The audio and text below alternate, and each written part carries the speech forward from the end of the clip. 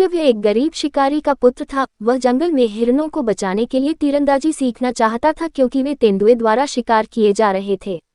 इसलिए वह द्रोणाचार्य उन्नत सैन्य कला के महागुरु के पास गया और उन्हें तीरंदाजी सिखाने के लिए अनुरोध किया। द्रोणाचार्य शाही परिवार के शिक्षक थे। उन दिनों में एक नियम के अनुसार शाही परिवार के सदस्यों को सिखाने वाले शिक्षकों को राज्य कला की विधियों को किसी और को सिखाने की अनुमति नहीं थी। इस क्षेत्र की सुरक्षा के लिए किसी के रूप में शक्तिशाली लोगों को शक्तिशाली बनाने के लिए मना किया गया था। इसी कारण गुरु द्रोणाचार्य ने एकलव्य को अपनी सैन्य कला को सिखाने से पूर्ण रूप से मना कर दिया।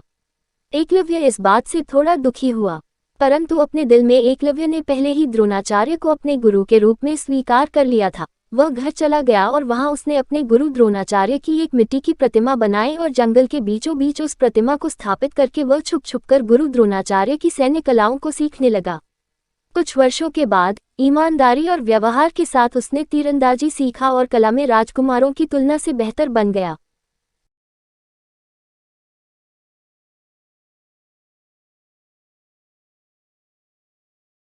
एकलव्य तीरंदाजी में इतना निपुण था कि वह आंखें बंद करके भी किसी भी जानवर की आवाज सुनकर उस पर कुछ ही पल में निशाना साध सकता था। एक दिन अर्जुन को एकलव्य की इस असीम प्रतिमा के बारे में पता चला। अर्जुन ने देखा कि एकलव्य उनसे भी ज्यादा धनुष चलाने में निपुण है।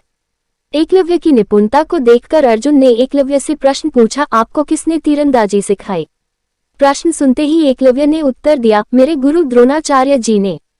यह सुनकर अर्जुन बहुत आश्चर्यचकित हुआ और क्रोधित भी। अर्जुन द्रोणाचार्य के पास गया और गुस्से में कहा, आपने ऐसा कैसे किया? आपने हमें धोखा दिया है। आपने जो किया वह अपराध है। आप मुझे केवल बेहतरीन तीरंदाजी सिखाना चाहते थे, लेकिन आपने एकलव्य को सिखाया और उसे मुझसे अधिक कुशल बनाया। यह सुनकर द्रोणाचार्य उलझन में थे और भ्रमित भी। वह सोच में पड़ गए कि ऐसा कौन सा छात्र है जो अर्जुन से अच्छा धनुर्धर है। द्रोणाचार्य इस बात का विश्वास नहीं कर पा रहे थे कि वह बालक यानी कि एकलव्य अर्जुन से अच्छा धनुर्धर कैसे हो सकता है। तब द्रोणाचार्य और अर्जुन ने मिलकर उस लड़के से मिलने का फैसला किया और वहां उसके पास गए। एकलव्य ने अपने गुरु को महान सम्मान और प्रेम के साथ स्वागत किया। उसके बाद एकलव्य अर्जुन और गुरु द्रोणाचार्य को जंगल में स्थित उस मिट्टी की मूर्ति के पास लेकर गया। उसने दोनों को द्रोणाचार्य के बनाए हुए मूर्ति को दिखाया। एकलव्य ने उनको सब बताया कैसे उसने द्रोणाचार्य से सभी विद्या सीखा। द्रोणाचार्य इस बात का हल निकाल नहीं पा रहे थे कि अब वह क्या करें। प्राचीन काल में गुरु छात्र में ज्ञान लेने के बाद एक सामान्य प्रथा थी गुरु दक्षिणा, जहां छात्र द्वारा प्राप्त ज्ञान के लिए विद्यार्थी व शिक्षक गुरु दक्षिणा दिया करते थे। द्रोणाचार्य ने कहा, एकलव्य, अगर तुमने मेरे से यह शिक्षा प्राप्त की है तो तुम्हें मुझे गुरु दक्षिणा जरूर देना चाहिए। एकलव्य इस बात से खुश हुआ और उसने गुरु द्रोणाचार्य से पूछा, आपको गुरु दक्षिणा में क्या चाहिए गुरुजी? तब द्रोणाचार्य से उत्तर दिया, मुझे तुम्हारे दाहिने हाथ का अंगूठी दे दो।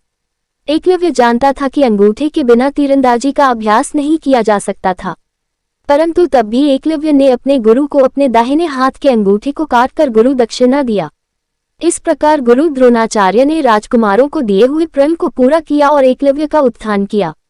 कहानी से शिक्षा और इसका महत्व। एकलव्य ने बिना किसी लोभ के अपनी मेहनत और लगन से अपने गुरु से दूर रहकर भी शिक्षा प्राप्त की।